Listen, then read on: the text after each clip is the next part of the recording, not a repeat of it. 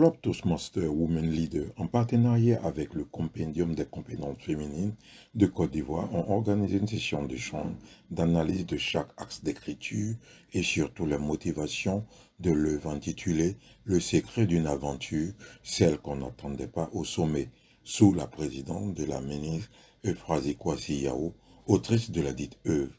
La session s'est tenue ce mercredi 22 mars 2023 au siège de la chaire UNESCO aux femmes et pouvoir de décision à Abidjan, Cocody Riviera Faya.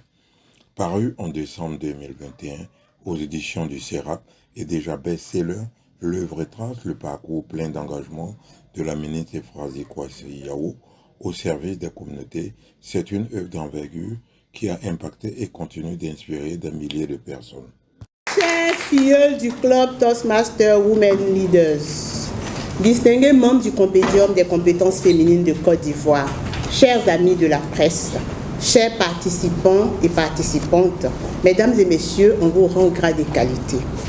La session spéciale organisée par le Club Toastmaster Women Leaders en collaboration avec le Compendium des compétences féminines de Côte d'Ivoire, consacrée à mon livre « Le secret d'une aventure, celle qu'on n'attendait pas au sommet », et qui nous réunit aujourd'hui est une opportunité commune d'échanger en toute franchise sur cette œuvre qui me révèle même dans mon entièreté. Je tiens à traduire mes remerciements les plus appuyés au comité d'organisation qui a bien voulu m'associer à cet événement de qualité en me confiant la présidence. Je me réjouis également de la tenue ce jour, 22 mars 2023, de la session spéciale à l'intention des femmes membres du Toastmaster et du Compendium qui sont là. Je voudrais donc vous souhaiter à tous et à toutes la bienvenue. Mesdames et messieurs, chers filles, lorsqu'on vient au monde, on y est pour un but, pour accomplir une mission que Dieu nous a assignée et qui s'ancre dans le prolongement de l'humanité. Il est important de bien jouer sa partition. M'attachant donc à cette conviction, j'ai senti le besoin de faire une introspection, de regarder dans le rétroviseur pour me faire une idée du chemin parcouru et de partager avec mon prochain mon expérience. Oui, partager avec mon prochain mon expérience, parce que la vie est un perpétuel rendez-vous du donner et du recevoir. J'ai décidé de donner aux autres parce que j'ai tellement reçu des autres. C'est dans cette dynamique que je me suis engagée à coucher des lignes au quotidien sans me fixer de barrières. J'ouvre mon cœur et donne accès à mes secrets les mieux gardés dans le but d'offrir une oasis de l'espoir, de l'espérance, de l'euphorie, de l'humanisme. Ah, voilà, à mes contemporains et à la postérité. En effet, dans ce livre, je mets en lumière mon enfance, mon adolescence, la découverte d'une terrible réalité, la perte de ma mère très tôt, quand j'avais 2 ans en l'occurrence. Donc mes tourments, mes échecs, mes victoires, la symbolique du programme Compendium, le projet Diatocro, la chaire UNESCO, mes nuits blanches, mes aspirations les plus profondes, mes craintes, mes peurs, mes doutes et ma détermination à aller de l'avant contre vents et marées. J'évoque aussi mes compétences dûment acquises, les valeurs de magnanimité qui vont d'ailleurs avec les valeurs d'humilité, de vision, la culture du résultat qui dispose l'histoire à faire entrer au panthéon ces femmes et ces hommes qui osent, qui agissent, tombent, se relèvent et gagnent en servant l'intérêt général. Mesdames et messieurs, chers filles, les combats ont été rudes, mais jusque-là, l'Éternel m'a secouru. Les défis qui nous attendent exigent leur lot de sacrifices, croyez-moi. Cependant, je crois que ce qui compte le plus, ce sont les fruits d'après saison. En d'autres termes, on juge mieux de l'efficacité d'une action quand on considère l'impact qu'elle a sur les générations actuelles et à venir. La réussite intervient pas parce qu'il n'y a pas eu de difficulté, mais parce qu'on a cru fermement en nous et en nos rêves au moment des épreuves. Donc on dit l'obstacle est le chemin, car il y a toujours une oasis dans le désert. Dans la course vers la réalisation de nos rêves, posez des pas chaque jour. N'oublions pas de donner de l'amour aux autres, n'ayons pas peur, parce que ça ne se paye pas. L'amour ne s'achète pas.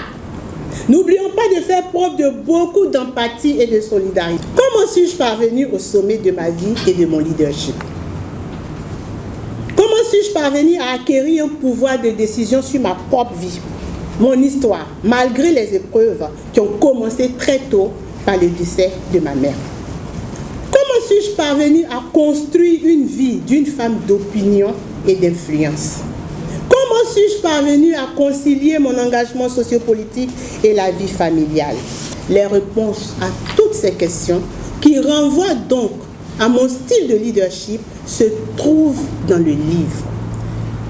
Vous savez, j'ai écouté 2 hommes de Dieu.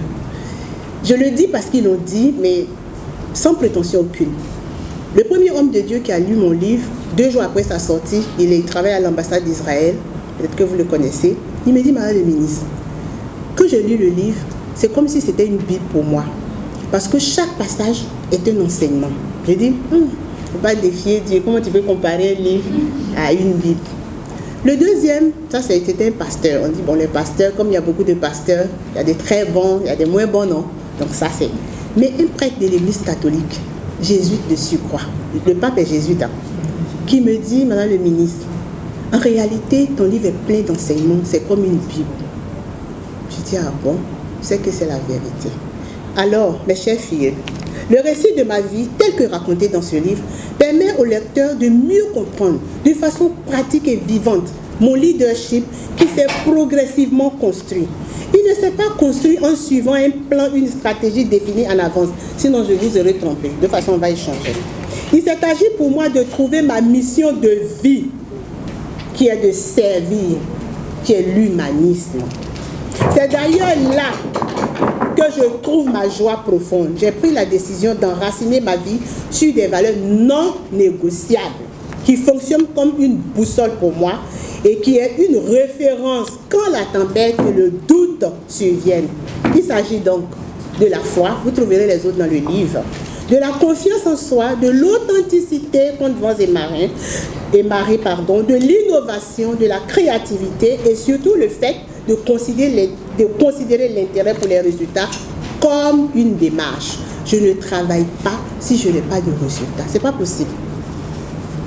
Alors, mesdames et messieurs, je vais terminer en vous disant que la rédaction de ce livre fut un moment intense de réflexion, de relecture de ma vie, quelquefois très douloureuse, particulièrement de mon parcours que j'ai appelé Le secret d'une aventure, celle qu'on n'attendait pas au sommet, qui est paru en 2021 aux éditions du CERAP et qui est aujourd'hui best-seller. Alors, à vous de jouer pour partager avec les autres en quête de repères dans l'une ou l'autre partie de leur vie, ce que vous avez entendu et vu, ce que vous avez lu. Donc achetez-le, offrez-le, vous ferez œuvre utile. Le moment est... Et ce moment c'est... Maintenant. Je vous remercie. Cette activité est une activité de célébration des femmes qui ont décidé de se faire former. Et de se faire former à travers le programme de formation en communication et leadership de Toastmasters International. Ce sont des femmes qui aspirent au leadership et le leadership s'exerce. Et pour l'exercer, elles ont choisi Toastmasters. Elles ont créé un premier club qui s'appelle Women Leaders, qui appartient à la division L, dont je suis la directrice de division. Après le Women Leader 1, nous avons eu le Women Leader 2, le Women Leader 3, le Women Leader 4. 4 clubs de femmes, et sachant qu'un club compte en moyenne entre 20 et 40 personnes. Donc ce sera aussi ce nombre de femmes-là qui aujourd'hui ont décidé de se célébrer. Nous sommes donc courant dans le mois de mars où nous célébrons la femme. Et la marraine de tous ces 4 clubs Women Leaders est Madame la ministre Ephrasie Yao Kwasi. L'impact de Toastmasters International, il est très visible. Des personnes arrivent avec la glossophobie, c'est-à-dire la peur de la prise de parole en public. Toastmaster, c'est une formation qui est pratique. Ce ne sont pas des cours magistraux où on vient, on prend un cahier de 300 pages et on écrit, on rentre chez soi. On pratique. À chaque session Toastmasters, les membres ont l'opportunité de prendre la parole. Prendre la parole pour prononcer un discours, un projet de discours qui peut aller sur toutes sortes de thématiques. Ils ont l'obligation de structurer leurs propos et de pouvoir réaliser ce projet-là devant leur pairs. Donc on apprend à chaque session à vaincre sa peur de prise de parole en public. Il y a d'autres personnes présentes dans la salle qui vont être vos évaluateurs. Parce qu'on estime à Toastmaster que si vous n'êtes pas évalué, vous ne saurez pas ce que vous avez bien fait, vous ne saurez pas non plus ce que vous faites moins bien et vous ne saurez pas comment vous améliorer, quels moyens utiliser pour mieux faire. Donc tout l'auditoire présent à l'occasion d'une formation Toastmaster a l'opportunité de parler devant ses pairs, de se mettre à l'épreuve, d'être évalué et d'avancer plus sereinement. Donc l'impact est tout de suite visible dans le comportement, même dans le quotidien de la personne. À Toastmaster, nous prenons des rôles de leadership puisque nous formons au leadership. 4 clubs que nous avons avec 4 présidentes de clubs. 4 présidentes qui sont accompagnées de 5 vice-présidents. Donc un bureau qui est constitué et qui apprend à travers ces rôles de leadership-là à encadrer au minimum 20 à 40 personnes, à suivre ces personnes-là dans leur évolution de leur formation. Donc obligatoirement, au terme de leur 1 an d'exercice de mandat, elles ont acquis des compétences en leadership, en organisation, en planification et en atteinte des objectifs qu'elles se sont fixés. Moi, je suis chef de service dans une entreprise de la place. Avant que je ne sois nommée chef d'entreprise, j'étais dans l'entreprise et comme on dit, je rasais les murs dans l'entreprise. Et des fois, vous savez, en entreprise, on pense que tout doit venir de là-haut. On n'a pas le réflexe de nous-mêmes provoquer la promotion. On attend que la promotion arrive. À Toastmaster, on m'a appris à provoquer la promotion. Et provoquer la promotion comment? Dans un travail de qualité. Donc, dans le travail de qualité que j'ai commencé à me rendre utile dans le service, à bien faire les petites tâches qu'on me confiait, à aller au-delà de ce qu'on attendait de moi, j'ai commencé à me faire remarquer par mes supérieurs hiérarchiques. À Toastmaster, on vous apprend à travailler dans le temps. Donc quand on demande un travail, pendant que tout le monde est en train de traîner, moi je rends mon travail à temps. Et je rends un travail qui est pertinent, qui est efficace et qui est utile pour le service.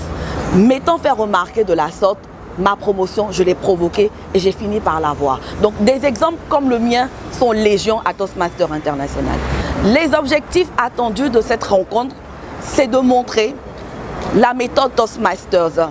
Le programme de formation Toastmasters n'est pas très connu au niveau de la Côte d'Ivoire, bien que nous soyons environ 1000 membres qui participent à ce programme de formation. Quand on connaît la population de la Côte d'Ivoire, on peut dire que ce programme n'est encore méconnu. Donc nous organisons ces sessions communes médiatisées de sorte à ce que le plus grand nombre puisse entendre la bonne nouvelle de ce programme de formation qui est gratuit. Gratuit dans le sens où aujourd'hui, si vous partez dans une grande école, pour avoir un certificat en communication ou en leadership, vous ne payerez pas moins d'1 million. Mais la formation à Toastmaster, elle coûte en moyenne 75 $ l'année. Donc, c'est gratuit. L'objectif, c'est faire connaître la formation au plus grand nombre et inviter, que ce soit les hommes et les femmes, les hommes, les chefs d'entreprise, les personnes qui sont dans le milieu professionnel, à toujours avancer dans une formation continue pour être meilleur. Merci.